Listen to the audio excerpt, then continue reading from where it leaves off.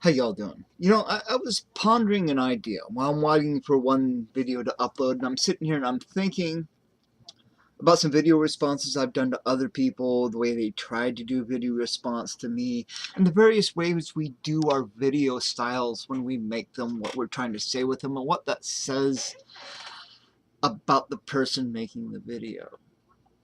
And I have no good answers. But I've been wondering about that, because I've been doing this style of videos that I do for a long time. I've only recently just started naming it as improvisational rants, you know, because I don't know why I just said name. That's what they are. They're improvisational rants. I like to figure when I'm doing a video, if we're sitting in a bar or a coffee shop on the couch smoking a bowl, whatever, and I'm starting to have a conversation with somebody, and I get into the conversation, and I break off on a rant, as I am prone to do. This is essentially the experience you get with hanging out with me. This is what I do, and I do it this way because I've noticed other people, a lot of people on YouTube, when they do videos, they will edit and they like to use jump cuts. I hate jump cuts, but they're useful.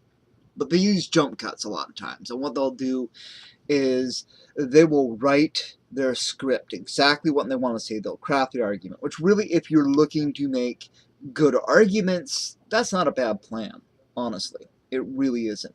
And you can see where they write their script, they get the script, and you can see where they record their script. And these pro people put hours into their videos.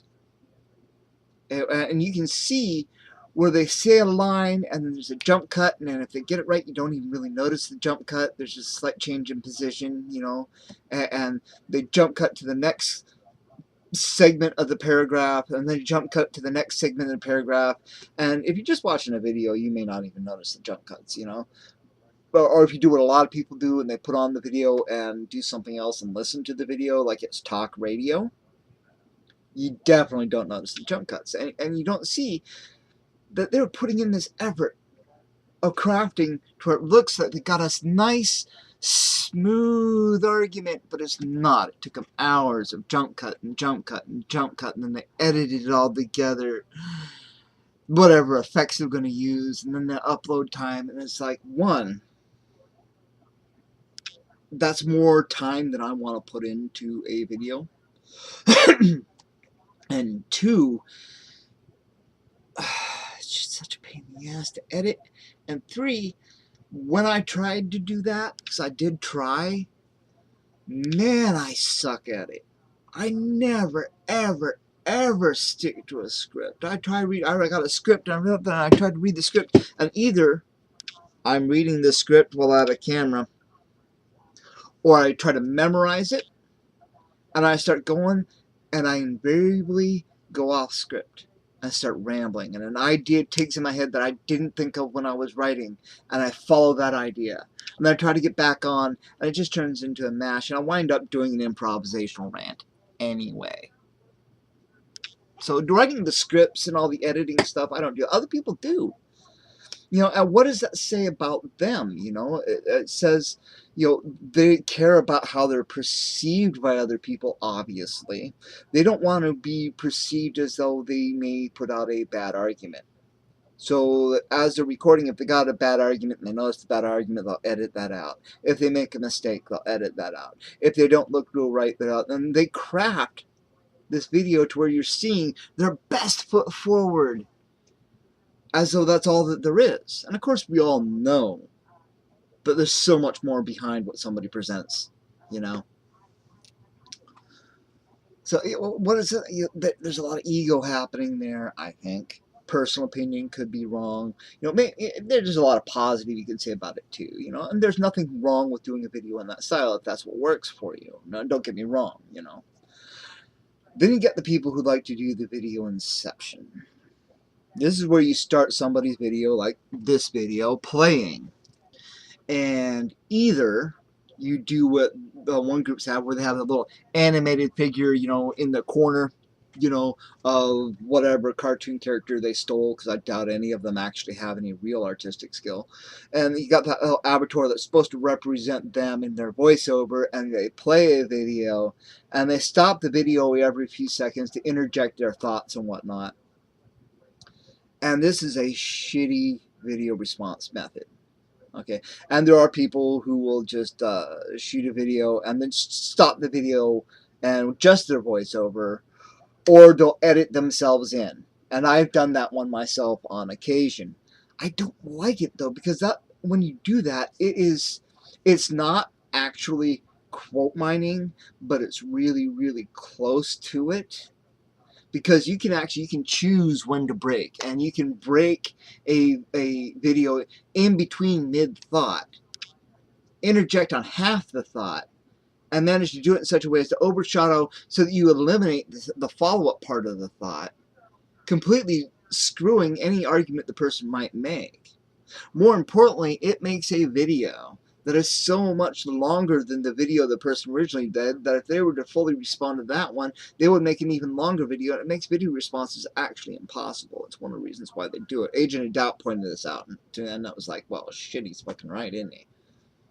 So that's a really dishonest tactic to use with videos, in my personal opinion. You know, I mean, especially when you do improvisational rants. You know, but there are other methods what people do with videos. You know, what I like in a video response, whether you script it or not, whether you got some notes, what I like in a video response when you're responding to somebody, watch their video 2 or 3 times, get a pretty good idea what it's about, and then just give your opinion on it. If you have to take it bullet points, take it bullet points. And sometimes if you have to download their video, allow a full thought to develop before you cut and respond, rather than just cut wherever you feel like they took a breath and you can get a word in edgewise. You know, that's fine. You know, and of course there's the respect part of letting people know that you're doing a video about them before it's up and other people watching it. You know, you see, I've been thinking about people do these things because, you know, but I do video responses to people. People have lately done video responses to me, and it's likely to continue as we do this vlogging thing. You know, and it's just, I don't know. I don't know if a lot of people do the improvisational rants like I do, but some do. And honestly, it's a lot tougher than what it looks.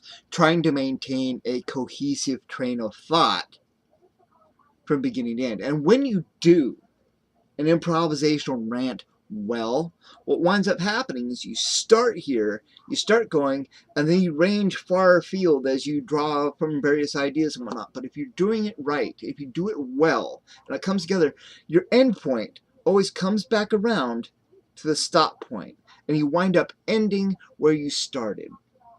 And if you can do that, and cover a lot of territory in between, improvisationally, that's a challenge. And that when you do it right, it works out beautifully, and it's wonderful. Where you end where you started, and you manage to loop this whole argument together, freeform, as the thoughts came to you.